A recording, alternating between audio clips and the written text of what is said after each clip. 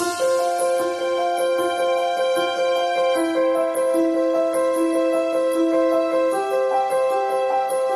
morning, everybody. Can you hear me at the back? Right.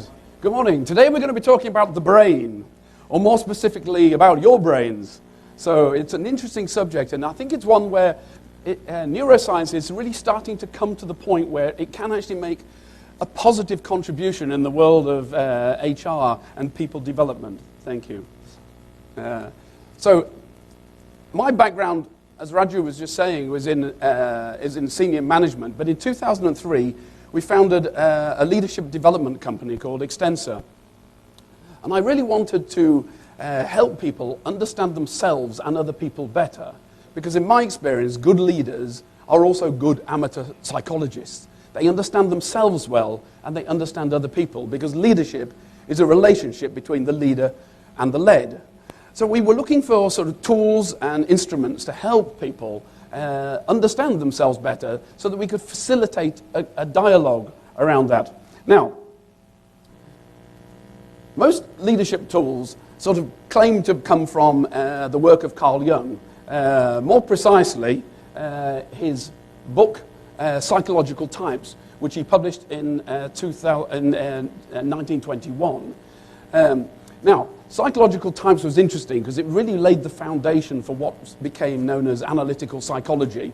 It gave us a sort of framework for us to be able to sort of almost categorize and define people's performance and behaviors. The interesting thing is, though, that Carl Jung actually had a unifying theory, really, of the mind and the body, in that I pressed the wrong button, sorry. His talked about the conscious and the unconscious mind. Now, this was very important.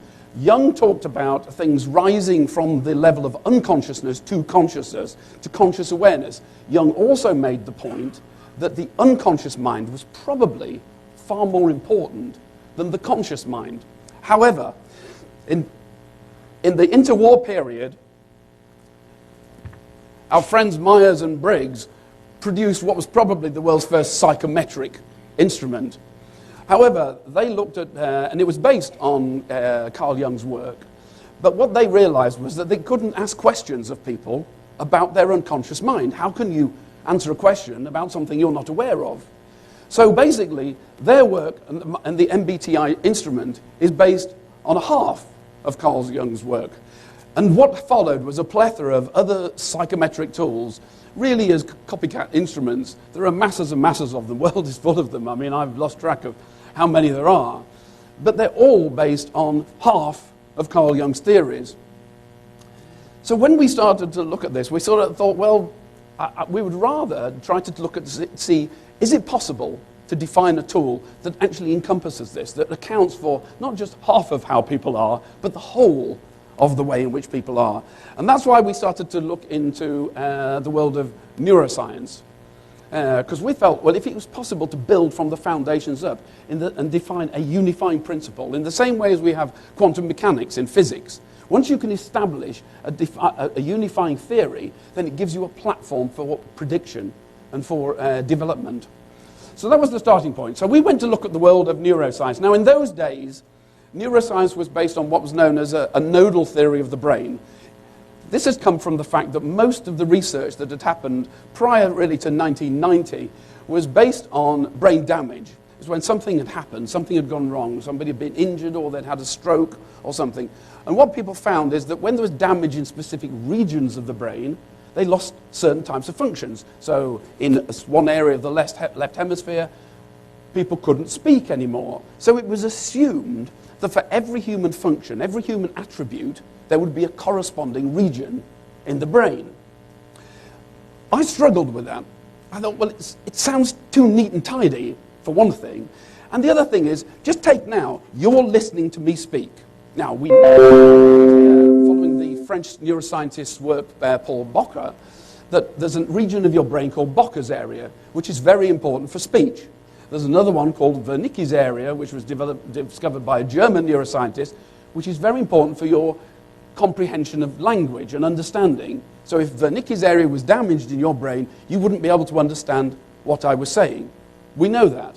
But when you're listening to me, you're also looking at the body language, you're listening to the tonality, you're watching how I move, you're looking at my gestures, you're placing a judgment on whether you believe me or not, my credibility, whether you like me or not. All of these things influence your understanding. You're also mapping it onto your own understanding of the world as to whether this makes sense to you or not.